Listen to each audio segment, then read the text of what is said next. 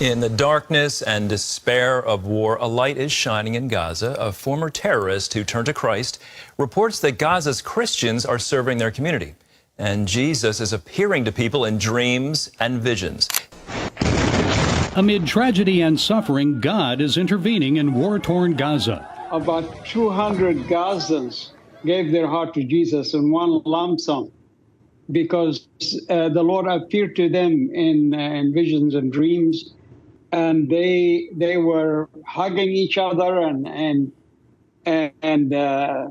rejoicing, and realized that all of them had the same vision that each one of them had. In the middle of war, when darkness covers the land and despair feels endless, something incredible is happening in Gaza. In a place where hope seems impossible, a spark of light is breaking through. Former militants are turning to Christ. Christians are stepping out to serve their neighbors, and countless stories are surfacing of Jesus himself appearing to people in dreams and visions. In the heart of devastation, God is moving. Reports tell of entire groups, hundreds at once, realizing they all saw the exact same vision of Jesus in the very same night.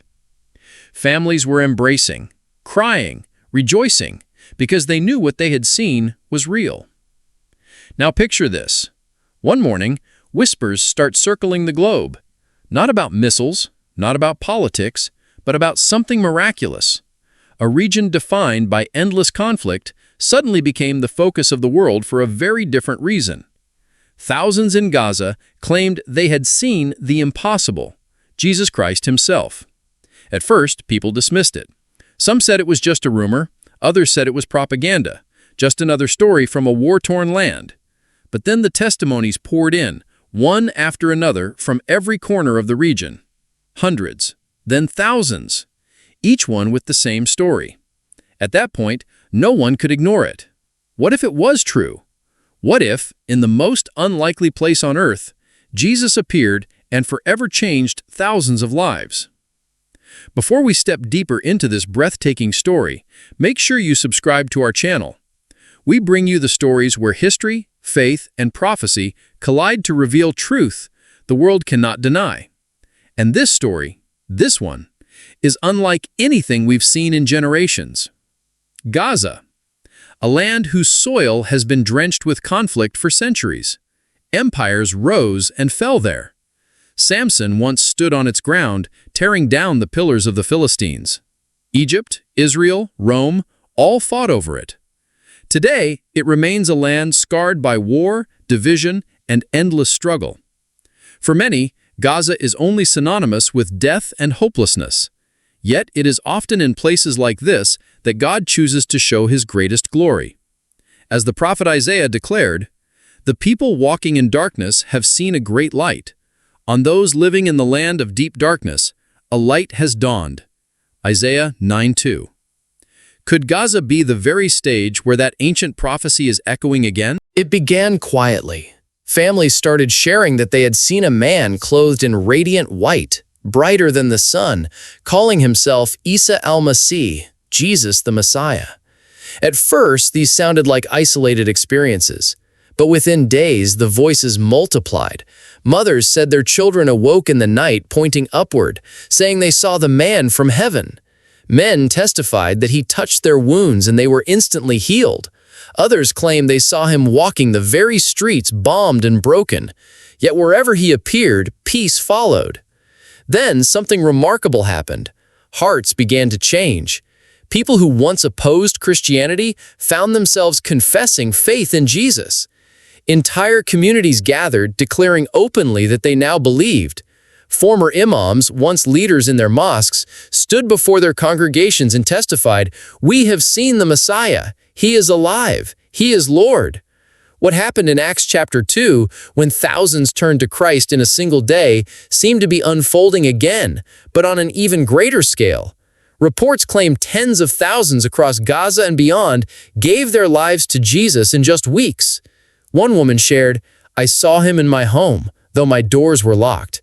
He stretched out his hand, and the pain in my body disappeared. He said, 'Do not be afraid, I am with you.' From that moment I knew, He is more than a prophet. He is the Son of God. A young man who once cursed Christians admitted through tears, "I dreamed of him 3 nights in a row. On the 3rd night, he looked at me and said, 'I died for you.' I couldn't resist anymore. I surrendered my life to him." Stories like these spread like wildfire. Skeptics were silenced. Even the hardest hearts couldn't ignore the transformation. Around the world, Christians began asking, are we witnessing prophecy fulfilled? The Bible speaks of a time when multitudes from every nation will hear the gospel. Joel prophesied, "I will pour out my spirit on all people. Your sons and daughters will prophesy, your old men will dream dreams, your young men will see visions." Joel 2:28. Revelation describes a great multitude from every tribe, every nation, standing before the throne of the Lamb. Could this wave of conversions be a glimpse of that great moment? Governments didn't know how to respond. Media struggled to report without bias. Some hailed it as the greatest revival since the apostles. Others feared it would stir more conflict. But opinions couldn't erase the reality. Thousands of lives were transformed by what they insist was a direct encounter with Jesus Christ. What makes this story so powerful is not just the sheer number of conversions, but the location. Gaza, a land the world sees as hopeless, became a beacon of God's grace. As Paul wrote in Romans, where sin increased, grace increased all the more. Romans 5:20. If light can shine in Gaza, if grace can break chains in the darkest place, then there truly is no limit to God's love. The revival is not just about numbers. It is about lives reborn. Families once torn apart by war are now finding unity in faith. Fathers who once taught their children hatred are now teaching them forgiveness in Christ. Women who carried grief for years are now lifting their voices in songs of hope. Even children, barely old enough to speak, are testifying that they have seen the man in white. This is not just religion, it is transformation. Neighbors who once distrusted each other now gather to pray side by side. Rival clans, once divided by blood feuds, are embracing and calling each other brothers and sisters in Christ. Communities that only knew fear are now marked by peace, joy, and compassion. Small underground gatherings have grown into open meetings where hundreds worship together under the night sky, lifting their voices in unison, unafraid of what may come next. And what does this mean for the rest of the world? If Gaza, one of the most battered places on earth, can become a lighthouse of God's glory, then truly no nation, no people, no soul is beyond his reach. For centuries, Gaza has been a headline for destruction, but today it may be remembered for revival. And if this is only the beginning, then perhaps we are standing on the edge of something much greater, something global. What if this movement spreads beyond Gaza's borders? What if the Spirit of God continues to pour out across the Middle East, a region so often seen only through the lens of conflict? What if nations long closed to Christianity suddenly open their doors through dreams, visions, and undeniable encounters with the living Christ? Could this be the start of the greatest awakening in history? Already, stories are emerging from surrounding countries of similar dreams, similar visions, similar waves of faith. It is as though a tide has been unleashed, and no wall, no government, no ideology can stop it. Even the strongest fortresses of unbelief tremble when confronted with the simple, undeniable testimony of people who say, "I have seen him with my own eyes." This is why the world cannot look away.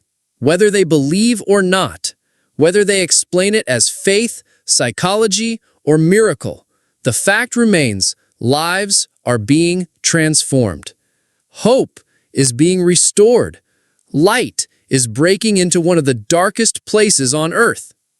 And it challenges each of us with a question. What if it's true? What if Jesus is still appearing, still healing, still calling people to himself in the darkest corners of the world? What if the stories from Gaza are not just rumors, but glimpses of a God who refuses to abandon even the most broken places? For those who saw him, there is no question. They believe, they have seen the Messiah, and their lives will never be the same. That is the story shaking the world today. If this moved you, make sure you subscribe and stay with us, because we will continue uncovering how faith and history collide in ways that reveal the power of God.